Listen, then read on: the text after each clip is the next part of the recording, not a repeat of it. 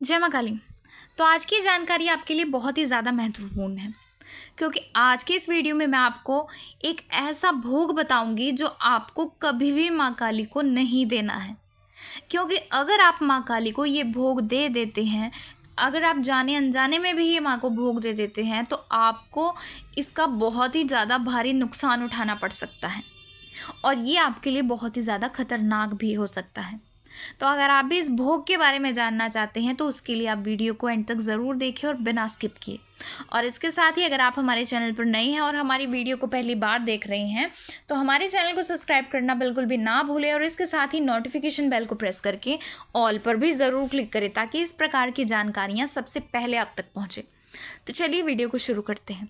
तो आप में से काफ़ी सारे ऐसे व्यक्ति होंगे जिनके घर में कभी ना कभी कुछ नकारात्मक शक्तियों की समस्या ज़रूर आई होगी, या हो सकता है आपके घर में अभी भी कोई नकारात्मक शक्तियों की समस्या चल रही होगी।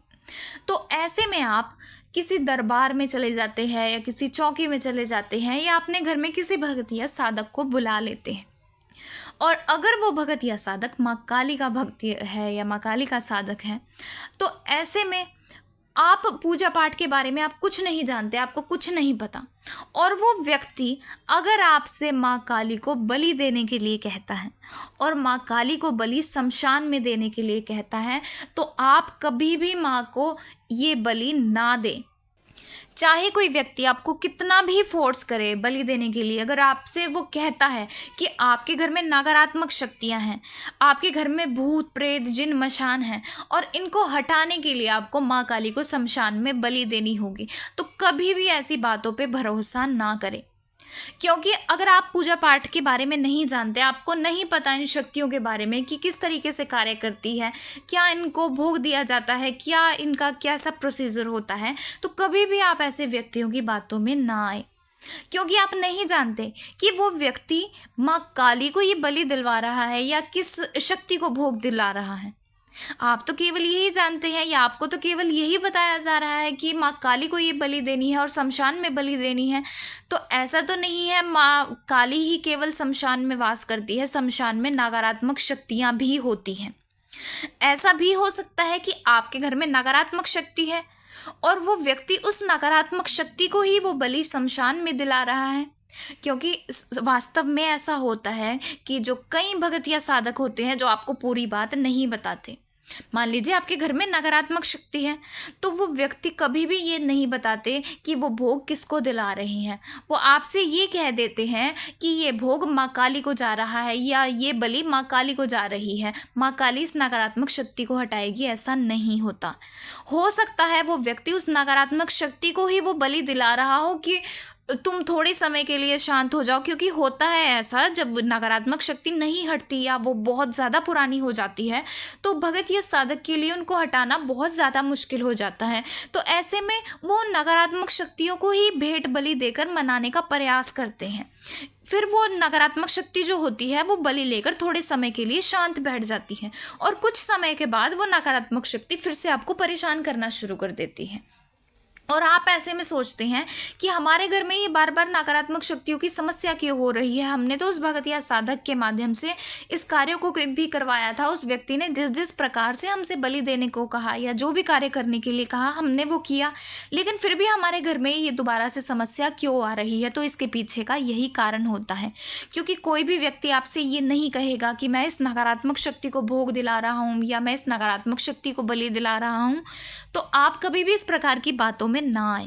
आप भूल से भी जाने अनजाने में कभी भी शमशान में जाकर बलि ना दें, क्योंकि आपके लिए बहुत ही ज़्यादा खतरनाक हो सकता है। आपके घर में परेशानियां खत्म होने की जगह पर और ज़्यादा बढ़ सकती हैं। तो इसीलिए जब भी कुछ व्यक्ति आपसे ऐसा करने को कहे तो आपने कभी भी ऐसा नहीं करना है। आप अन्य किसी भगत या साधक के पास जा सकते हैं या आप अन्य चौकी दरबारों में जा सकते हैं, या अगर आप इन व्यक्तियों के पास जाकर थक चुके हैं, आपका कहीं भी कुछ इलाज नहीं होता, आपका समस्या का समाधान नहीं होता। तो ऐसे में मैंने कई तरीके आपको बताए हुए हैं, मैंने वीडियोज़ अपलोड की हुई हैं कि आप किस तरीके से स्वयं अपने घर में रहकर कैसे आप इन नकारात्मक शक्तियों से छुटकारा पा सकते हैं, कैसे आप अपने घर से नकारात्मक शक्तियों को निकाल सकते हैं, अपने ऊपर से नकारात्मक शक्तियों को हटा सकते हैं, किसी का किया कराया तांत्रिक क्रिया को कैसे आप नष्ट कर सकते हैं। तो आप उन कार्यों को करके आप स्वयं की रक्षा कर सकते हैं। लेकिन आपको इस बात को ध्यान में रखना होगा कि कभी भी ऐसे व्यक्तियों की बातों में ना आए जो आपको बलि देने के लिए कहते हैं, और ख़ासकर शमशान में, क्योंकि शमशान एक बहुत ही ज़्यादा खतरनाक जगह है जहाँ पर अगर आप बलि देते हैं या ऐसा कुछ कार्य करते हैं तो नकारात्मक शक्तियाँ आपका अहित कर सकती हैं। तो इस तरीके से था ये भोग, यानी कि ये बलि जो आपने कभी भी माँ को शमशान में नहीं देनी है। तो आशा है आपको ये जानकारी पसंद आई होगी, और इस जानकारी को आप ज़्यादा से ज़्यादा अपने परिवार के साथ शेयर कीजिए ताकि वो भी इस प्रकार की गलतियां ना करे। अगर कोई व्यक्ति उनसे भी इसी प्रकार से शमशान में बलि दिलवाता है तो वो ऐसे कार्यों को बिल्कुल भी ना करे, क्योंकि उनके लिए भी नुकसानदायक हो सकता है। तो आशा है आपको ये जानकारी पसंद आई होगी। तो जानकारी पसंद आई है तो वीडियो को लाइक करें और ज़्यादा से ज़्यादा लोगों तक शेयर करें। और इसके साथ ही अगर आप हमारे चैनल पर नए हैं और हमारी वीडियो को पहली बार देख रहे हैं तो हमारे चैनल को सब्सक्राइब करना बिल्कुल भी ना भूलें, और इसके साथ ही नोटिफिकेशन बेल को प्रेस करके ऑल पर ज़रूर क्लिक करें ताकि इस प्रकार की जानकारियाँ सबसे पहले आप तक पहुँचें। तो चलिए मिलते हैं अगले वीडियो में कुछ नई जानकारी के साथ। जय मां काली।